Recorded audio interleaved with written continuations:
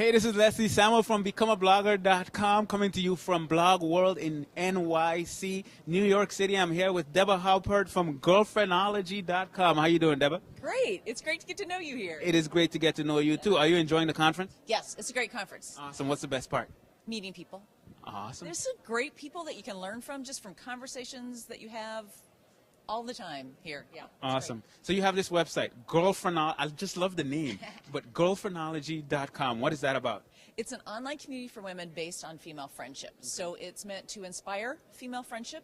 It's also meant to share women's wisdom. So you can go there and get like girlfriend advice on different things.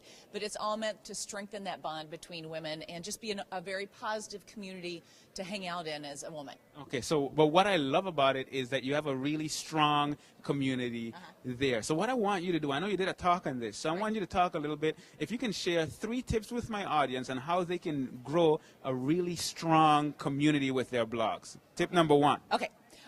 Well, first you've got to be passionate about what you're blogging about, and I'm sure you talk about that quite a bit. Definitely. But to have any longevity and have things to talk about, you've got to be passionate. Okay. So passion is number 1. Plus, you sometimes need it when you're like exhausted. So the passion has to keep you going. Definitely. So that would be number 1. I would say knowing what your goals and objectives are, so that you go into it knowing that you're going to try to monetize this or try to just build a big list or whatever is of value to you, kind of identify that. And if you can identify that with like measurable goals and things like that, then that kind of helps you so you can track how you're doing in that process.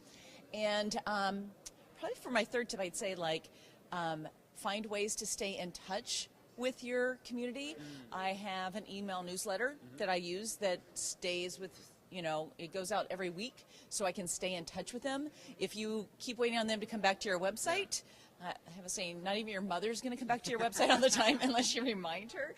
So yeah, have a newsletter, start getting in their email addresses right away so you can start building that community. Awesome. So tip number 1 was make sure you're doing something that you're passionate about. Yes. Tip number 2 is you want to wait, tip number 2. What was tip number 2? Tip number 2 was goals and objectives. Goals and objectives. I knew it was something around there. Okay, so goals and objectives. And tip number 3, do something like have a newsletter that you can keep in contact with them so that you can nurture you that list and you stay in touch with them. Yes. Awesome. Yeah. Well, thank you so much. You're welcome. And if you want to find out more about being a girlfriend, you can go to girlphrenology.com and check out what Debba is doing over there. This is Leslie Samuel from BecomeAblogger.com. Until next time, take care and God bless.